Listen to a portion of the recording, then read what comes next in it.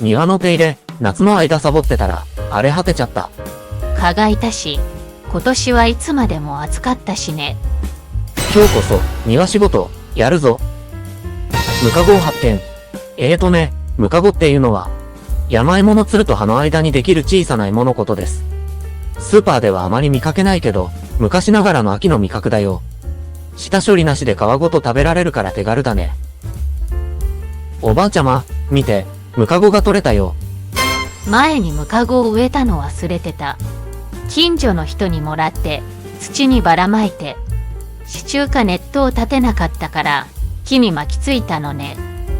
木さん、ごめんなさい。早速、定番のムカゴご飯を作りましょう。少ししか取れなかったけど、大丈夫？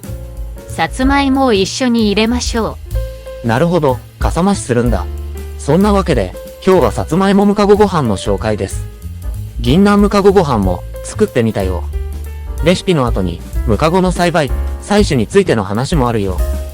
食べられないムカゴも見つけたよ。材料。まずはさつまいも入りの材料。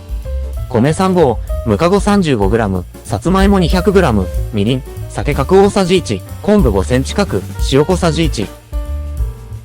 材料、分量はコメント欄にもあります。詳しいレシピはマジカルキッチンホームページをチェック。コロコロね。ムカゴを洗って水気を切る。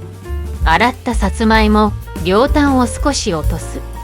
皮ごと使うけど、汚れた部分は皮を剥く。切った芋は水に5分程度さらし、アク抜き。変色を防ぐんだよ。米は研いで、ざるにあげ、お釜に入れ30分程度浸水。3合の水加減にし酒、みりん、塩、昆布、ムカゴ、水気を切ったさつまいも。炊飯器で普通に炊きます。炊き上がり、昆布を取り、芋を崩さないようにそっとご飯を混ぜる。完成です。味と食感はね、さつまいもがしっとり甘くて、ムカゴはほっくり食感。味と香りは少し野生の風味で、野山の秋を感じるよ。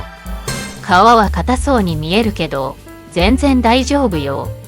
それに、さつまいもとムカゴ、両方楽しめてお得。銀杏。後日。さつまいもの代わりに、銀杏を入れて作ってみたよ。これも秋らしさ満点。分量は、さつまいもの代わりに、銀杏30粒。銀杏は紙の封筒に入れて、電子レンジへ。500ワット1分加熱から薄皮を取り除く。あとは同じようにムカゴも入れて炊くよ。柔らかくむっちりした食感の銀杏。ムカゴの食感、両方楽しめて贅沢。マジカルキッチン、銀杏動画もあります。ムカゴがたくさんあったら、ムカゴだけで炊くのもおすすめ。スーパーには売ってないの？地元の産直市やスーパーの産直コーナーが狙い目かもね。ムカゴご飯以外にはどんな食べ方があるの？素揚げ、塩茹で、かき揚げ、煮物、炒め物など。試したことはないけど、生でも食べられるそうよ。生の食感はシャキシャキ。よく洗って食べた方が安心よ。ムカゴの栄養。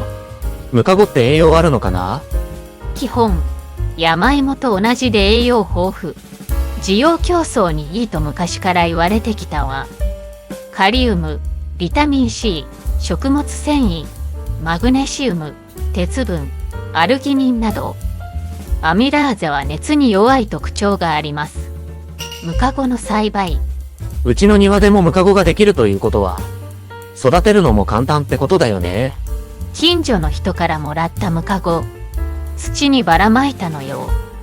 忘れた頃にムカゴができたの。場所は庭の奥、湿っぽい場所。山芋は乾燥が苦手。支柱も立てなかったから、木に巻きついて大変なことに。ネットを張ればグリーンカーテンができるんだって。山芋の皮から再生栽培することもできる。皮を埋めるってこと？厚めに切った皮を庭かプランターに埋める。皮は1日、天日干し、水分を飛ばして腐り防止。切り口を下に置き、土を4センチかぶせる。春から初夏に植えて、秋に収穫。もちろん、支柱やネットを立ててね。ムカゴ取り。秋の散歩。これ、ムカゴじゃない？この時期、川など水辺の木に絡まったツタを見てみると、ムカゴがなっていることがあります。翌日。また、ムカゴ発見。ちょっと待って、これは食べられないムカゴ。